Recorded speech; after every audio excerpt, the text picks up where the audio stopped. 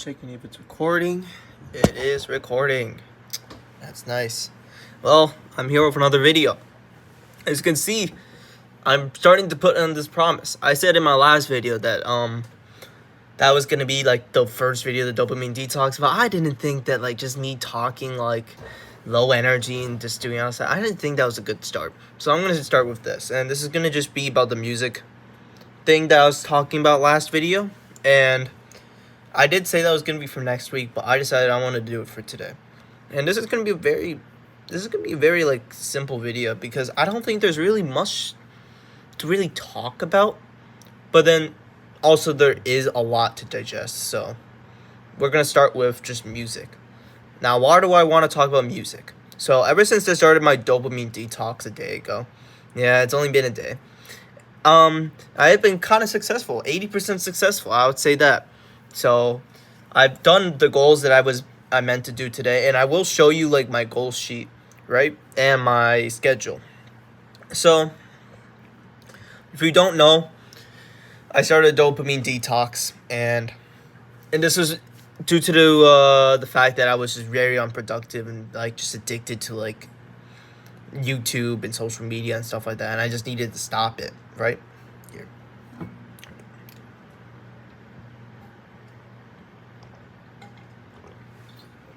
Now, there was one particular thing I said that I was going to target in this dopamine detox, and that was music. Now, for any of you who are confused about why is music my focus for my dopamine detox? This isn't to say that music is bad, and nor am I trying to defend music and say that it's great for you. I'm saying that music is important. We have music all around us, and music is human expression. It's been with us for thousands of years, for as long as civilization existed. So to say that music is bad is very ignorant and very extreme. Now, I will say this. Music has a profound impact on our lives, not only culturally, but also physically and emotionally, especially emotionally. Now, the reason why I want to focus on the emotional aspect, so we're going to go into some psychology here, right? The reason why I want to explore this is because this is something that's affected me, and it probably affects you as well. If you listen to a lot of music, if you don't, then this video won't really apply to you as much, but you should watch it just to learn, like, okay, music does this and does that. So stick around and watch. I mean, I need the views, but on another point, if you do listen to music and you listen to it very regularly, you listen to it every day, you listen while you work out or while you study, then you should know that it does have an effect on you. And you probably already know this too, but if you don't, music can invoke emotions in us. Sad music can make us sad. Happy music can make us happy. And, very like aggressive music can make us feel aggressive. You know why? For like our workouts, like we always listen to either like trap, rap, rock, metal, maybe funk if you're like that. It's because that music is more aggressive. It's more aggressive, more like death kind of thing. It's like you're in there, you're in the zone, you're just like, "Arr." That's how you feel. And that music helps you like push even more, helps you keep you in the zone more. So it does have an impact on you. Same goes with like romantic music. So like romantic playlists, it's like has like romantic songs which are about love. They're usually soft and they're usually like sorry. It's just I don't know what's going on in my throat or something like that. It's just air in there. But pretty much like romantic music will have romantic material in them. It's usually about love or sex or something like that. Usually like that, and it's usually like soft or like very like mellow and stuff like that. And sad music is usually about like sadness, like feeling sad, going through something like tragic or traumatizing and stuff like that. It usually has like I guess how would I describe it? I'm not really that much of a music theory person, so I wouldn't know like what minor it is or what major it is. But usually they are minor chords and stuff like that. Now, The reason why I say that music has an impact on us because it can be a good impact like workout music or a bad impact like sad music. So if you're, for example, feeling depressed and you play sad music, you're going to feel sad and you're going to keep feeling sad with that sad music. It's not going to help you. It's not going to make your mood feel better. It's going to help you indulge in the feelings, which feels comfortable, but it's not really going to get you anywhere. Same with like workout music. You know the whole David Goggins saying like, what is gonna happen when the music turns off? What are you gonna do when the music turns off? He asked that question because it's a very good question. Without that music, would your workouts be as good as they are with the music? Because music can have an impact and it can definitely boost us. But it comes to the point where, do we depend on this music to have a good workout? That's a question that I have been trying to solve. Do I depend on this music? Every time I studied, I played music. Every time I worked out, I played music. I even played music while taking a shower. I was like surrounded by music, and I love music. And I'm never gonna stop listening to music altogether. But I have to acknowledge the fact that there are just some things I don't need music for. I don't need music to take a shower. I don't need to work out with music all the time.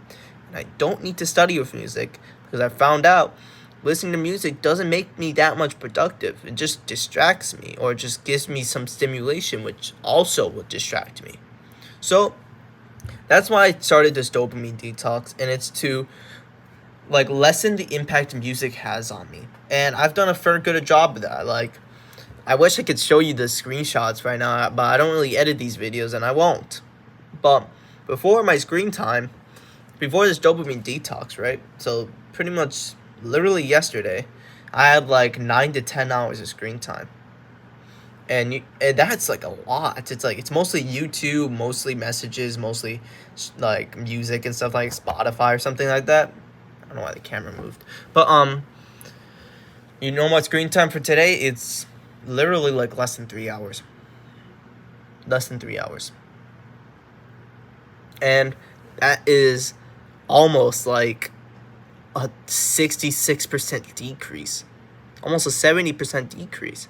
That's a lot. You can even go as far as to say 80%, actually. 10 hours to like 2 hours, that's 80%, almost 80% decrease. And I just realized, now I know why music has such an impact on me. Because I always play it. I always use it.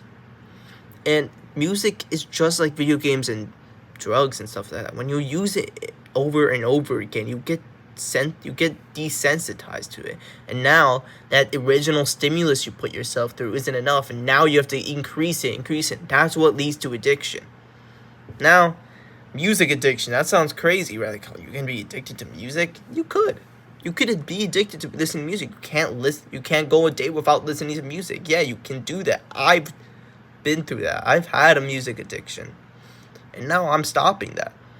So now let's go to my final point, and it is, what can I do if music has a hold on me? Now, the first thing it is to really just stop listening to music. That's the first step you should do.